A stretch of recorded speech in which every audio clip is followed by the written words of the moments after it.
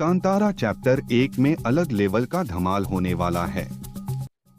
Actor Rishabh Shetty कई महीनों से कुछ खास ट्रेनिंग ले रहे हैं। ऋषभ ने वॉर सीक्वेंस के लिए आर्स राइडिंग, कलारीपेट्टू और तलवारबाजी की ट्रेनिंग ली है। बता दें कि कलारीपेट्टू केरल की एक युद्ध कला है। इस दुनिया का सबसे पुराना मार्शल आर्ट माना जाता है। मेकर्स कलारीपेट्टू से फैंस को एक नया एक्सपीरियंस देना चाहते हैं। फिल्म 2 अक्टूबर को रिलीज होगी। रक्षा मंत्री राजनाथ सिंह ने महाकुंभ हादसे पर शोक जाहिर किया है। उन्होंने कहा कि महाकुंभ में हुई दुर्घटना अत्यंत पीड़ादायक है। इस हादसे में जिन्होंने अपनों को खोया है, उन शोकाकुल परिजनों के प्रति मेरी गहरी संवेदनाएं। मैं सभी घायलों के शीघ्र स्वस्थ होने की कामना करता हूं। सीएम योगी के दिशा निर्देशन में यूपी सरकार एवं स्थानीय प्रशासन पीड़ितों की हर संभव सहायता कर रहा है। दिल्ली में रैली को संबोधित करते हुए पीएम मोदी ने कहा कि इन आपदा वालों की लुटिया यमुना जी में डूबने वाली है। आपदा वालों को दिल्ली की आम जनता की समस्या से कोई लेना देना नहीं है। दिल्ली की समस्या को खत्म करने के बजाय इन लोगों ने दिल्ली विधानसभा को गाली गलौज के लिए इस्तेमाल किया। उन्होंने कहा कि आपदा पार्टी ने सेना के पार्टी पर सवाल उठाए। इन्होंने विधानसभा सत्र बुलाकर सर्जिकल स्ट्राइक के सबूत मांगे। महाकुंभ में मौनी अमावस्या के अमृत स्नान से पहले हुए हादसे की वजह सामने आई है। महाकुंभ नगर के डीआईजी वैभव कृष्ण की माने तो संगम तट पर बने चेंजिंग रूम का गेट भीड़ के दबाव में श्रद्धालुओं के ऊपर गिर गया, जिससे वहां भगदड़ मच गई। हालांकि डीआईजी ने मौतों के आंकड़े और घायलों की संख्या पर कुछ नहीं कहा। पीएम मोदी ने दिल्ली में जनसभा को संबोधित करते हुए कहा कि दिल्ली के पूर्व सीएम अरविंद केजरीवाल ने हरियाणा के लोगों पर घिनौने आरोप लगाए हैं। हार के डर से वे घबरा गए हैं। क्या हरियाणा के लोग दिल्ली से अलग हैं? दिल्ली का हर निवासी हरियाणा द्वारा भेजा गया वही पानी पीता है। पिछले 11 सालों से यह प्रधानमंत्री भी वही पानी पीता है। जो लोग जानबूझकर गलत नियत से पाप करते हैं, उन्हें दिल्ली कभी माफ नहीं करती है। महाकुंभ हादसे पर बिजनेसमैन गौतम अडानी ने गहरी संवेदना व्यक्त की है। उन्होंने कहा, घटना से हम अत्यंत व्यथित हैं। हम दिवंगत आत्माओं को अपनी विनम्र श्रद्धांजलि अर्पित करते हैं और शोक संतप्त परिवारों के प्रति गहरी संवेदना प्रकट करते हैं। महाकुंभ में उपस्थित अडानी परिवार के सभी सदस्य और संपूर्ण अडानी समूह मेला प्रशासन और राज्य सरकार के साथ मिलकर प्रभावित परिवारों की हर संभव सहायता के लिए प्रतिबद्ध है।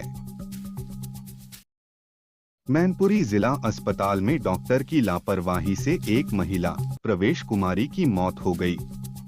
महिला के बेटे गुरुशरण ने बताया कि उसकी मां हार्ट पेशेंट थीं। वह मां को इलाज के लिए अस्पताल लाया था। उस समय इमरजेंसी वार्ड में डॉक्टर आदर्श सिंगर ड्यूटी पर थे। कई बार निवेदन करने पर भी डॉक्टर ने गुरुशरण की बात नहीं सुनी और मोबाइल पर रील्स देखता रहा, जिसकी वजह से महिला की मौत हो गई। इस घटना का सीसीटीवी फुटेज सामने आया है। महाराष्ट्र के बुल्ढाना में एक अनोखा मामला सामने आया है।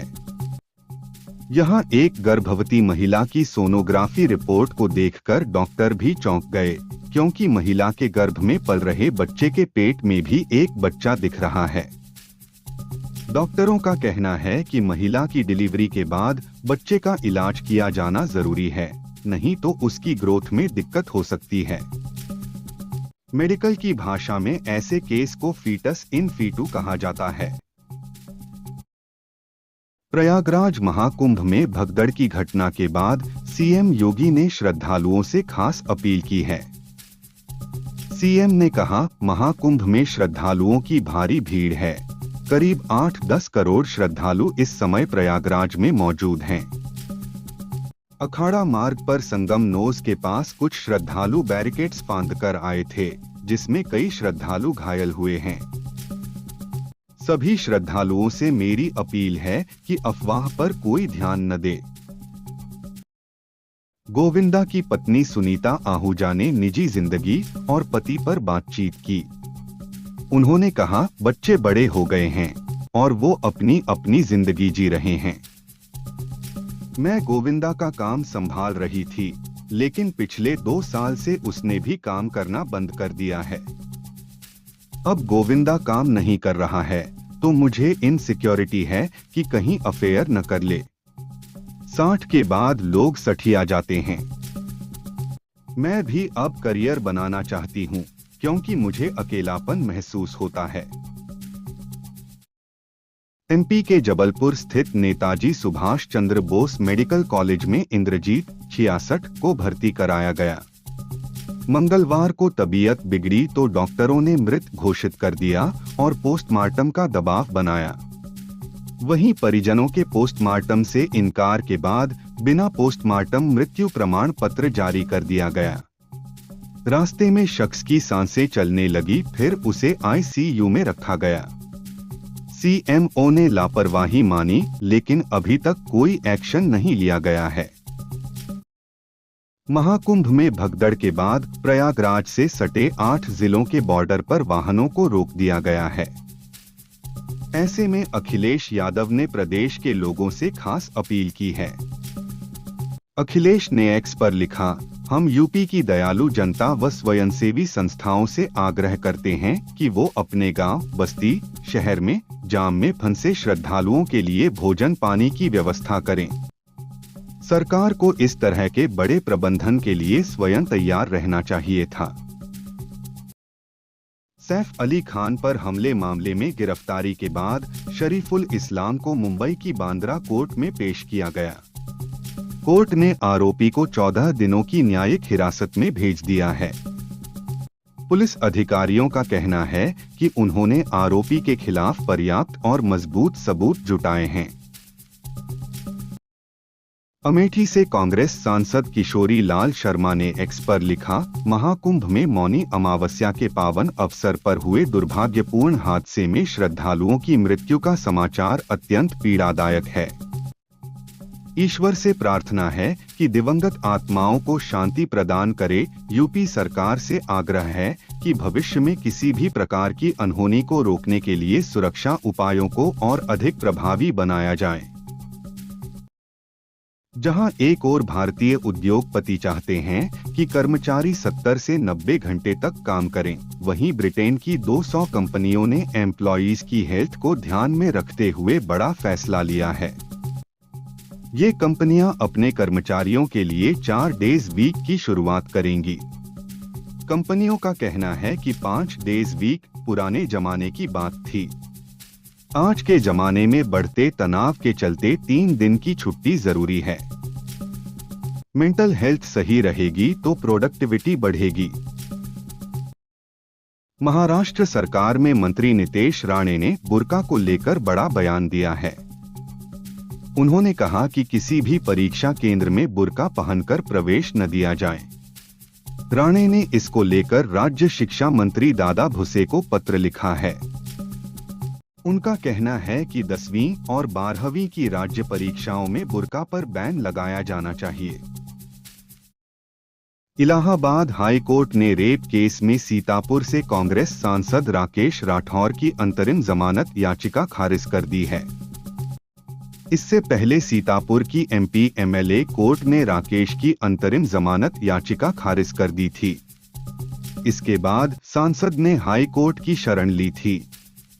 बता दें कि सांसद के खिलाफ सीतापुर कोर्ट एनबीडब्ल्यू जारी कर चुका है। पुलिस ने 17 जनवरी को सांसद के खिलाफ यौन शोषण का केस दर्ज किया था। अमेरिकी पॉलिटिशियन टकर कार्लसन ने बड़ा दावा किया है। उन्होंने कहा, पूर्व अमेरिकी राष्ट्रपति जो बाइडेन ने रूसी प्रेसिडेंट व्लादिमीर पुतिन को मारने की साजिश रची थी, हालांकि उन्होंने कोई सबूत पेश नहीं किया। इधर बाइडेन ने इन आरोपों पर कोई प्रतिक्रिया नहीं दी है, जबकि क्रेमलिन के प्रवक्ता दिमित्री पेस्कोव ने कहा, पुतिन की सुरक्षा सुनिश्चित करने के लिए सभी आवश्यक कदम उठाए जा रहे हैं। दिल्ली हाई कोर्ट ने चुनाव आयोग को स्पैम फोन कॉल मामले में आप सरकार के खिलाफ जांच के आदेश दिए हैं। साथ ही इस मामले में दोषी पाए जाने पर कार्रवाई करने का भी निर्देश दिया है। आरोप है कि आपने वोट मांगने के लिए स्पैम कॉल कर लोगों को चेतावनी दी कि अगर आप सत्ता में नहीं आई तो मुफ्त की योजनाएं खत्म कर दी जाएंगी। प्रयागराज महाकुंभ में मौनी अमावस्या के अवसर पर हुए हादसे को लेकर यूपी के मंत्री संजय निषाद ने विवादित बयान दिया है। मंत्री ने कहा कि बड़े बड़े आयोजनों में छोटी मोटी घटनाएं हो जाती हैं। श्रद्धालुओं को जहां जगह मिले वहीं स्नान कर लेना चाहिए। इसके साथ ही मंत्री ने लोगों से अपील की है कि अफवाहों पर ध्यान न दें। सीएम योगी खुद इस मामले को लेकर एक्टिव हैं।